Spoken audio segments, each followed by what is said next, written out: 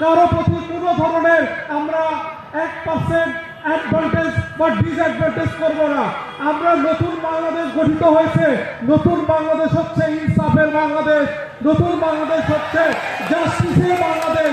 আমরা কাউকে 1% ফেভারও করবো না, আমরা কাউকে 1% ডিসফেভারও করবো না। কেউ যদি মনে করে আমরা হচ্ছে অ্যাডভান্টেজ দিব, আমরা তাদেরকে বলতে চাই আপনারা অ্যাডভান্টেজ দিতে পারবেন না। আর কেউ যদি ভাবে আমরা ডিসঅ্যাডভান্টেজে আছি, আমরা বলতে চাই আপনারা ডিসঅ্যাডভান্টেজে নাই। আমরা সবার প্রতি যে সমান আচরণ করব।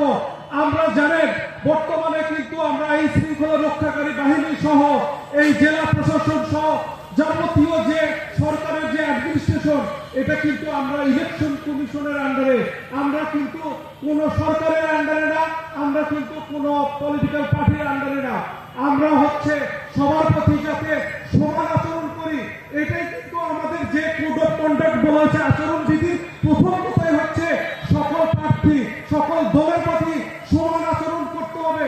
আমরা এই সমান আচরণ করার জন্য আপনাদেরকে আমরা নিশ্চয়তা দিচ্ছি, আমরা ইনশাল্লাহ আপনাদের সবাই যাতে সুষ্ঠুভাবে প্রচারণা চালাতে পারেন, সুষ্ঠুভাবে আপনাদের যার যার গণতান্ত্রিক অধিকার প্রয়োগ করতে পারেন, এই জন্য জেলা পুলিশ সচেষ্ট রয়েছে এবং ভবিষ্যতেও সচেষ্ট থাকবে। শুধুমাত্র সর্বশেষ একটা দুটো কথা বলবো, সেটা হচ্ছে আমাদের যে কোড অফ কন্ডাক্ট রয়েছে আমাদের প্রার্থীদের, এখানে কিন্তু অনেক ধারা আছে। আমি শুধু ধারা 6 এর কথা বলতে চাই এবং ধারা 15 এর কথা বলতে চাই। ধারা 6 এ কিন্তু বলা আছে আপনারা যে সভা সমাবেশ বা সমিতি করতে চান, এর জন্য কিন্তু আমাদের কিন্তু উপযুক্ত কর্তৃপক্ষের কিন্তু পারমিশন নিতে হবে এবং যে কোনো সভা সমাবেশ যদি করতে চান, সমিতি করতে চান, পুলিশকে কিন্তু তার 24 ঘন্টা আগে কিন্তু অবশ্যই অতিবাহিত করতে হবে। এবং পুলিশ চাইলে যদি আইনের ধারায় রয়েছে, চয়তে রয়েছে, পুলিশে যারা এই সভা সমাবেশ করতে আপনার ফ্রি গণতান্ত্রিক অধিকার এক্সারসাইজ করতে যারা বাধা দিবে, তাদের বিরুদ্ধে কিন্তু আইনের শক্ত ব্যবস্থা নেওয়ার জন্য কিন্তু পুলিশকে অথরাইজ করা হয়েছে। কাজে আপনারা নিশ্চিত থাকেন, আপনারা ফ্রি সভা সমাবেশ করতে পারবেন।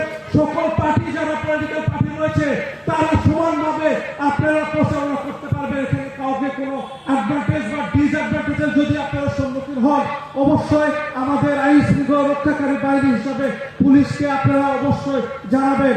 আর যেটা সর্বশেষ আমি বলবো, যেটা বললাম 15 ধারাতে যেটা বলা আছে, আপনারা কিন্তু সমস্ত প্রার্থী যারা প্রচারণা চালাচ্ছেন তারা কিন্তু সকলে কিন্তু আমাদের কিন্তু ইন্টেলিজেন্সের আওতাধীন রয়েছে। আপনারা কিন্তু এমন কিছু করবেন না যারা আচরণ বিধির বিপক্ষে যায়। এখানে কিন্তু বলা রয়েছে আপনারা কিন্তু মসজিদ মন্দির কিংবা কোন ধর্মীয় কমিউনিটি কিংবা কোন সাম্প্রদায়িক গ্রুপ কিংবা কোন সংখ্যালঘুর উপর এমন কোন জাতিগত বিদ্বেষমূলক প্রচারণা আপনারা করতে পারবেন না, যার ফলে কেউ হাট হয়, কেউ যাতে বিদ্বেষ ছড়াইতে না পারে। আপনারা সেই ব্যবস্থা আপনাদের কিন্তু দিতে হবে, না হলে কিন্তু আমরা আইনের প্রয়োগ করব। এবং লাস্ট কথা আরেকটা বলবো যে এআই দ্বারা আমরা দেখেছি বিভিন্ন ফেসবুক পেজ থেকে কিন্তু আপনারা অলরেডি বিভিন্ন প্রচারণা চালাচ্ছে। এই এআই এর মাধ্যমে যাতে কোনো বিভ্রান্তিকর এবং যাতে কোনো ব্যক্তির মান সম্মান বা ব্যক্তিগত যাতে চরিত্র যাতে খণ্ডন হয়, এই জন্য কিন্তু আমাদের কন্ডাক্টে আছে। আমরা কিন্তু পুলিশে আমাদের কিন্তু একটা সাইবারের টিম কিন্তু আমাদের জেলা পুলিশের এখানে কিন্তু কাজ করছে।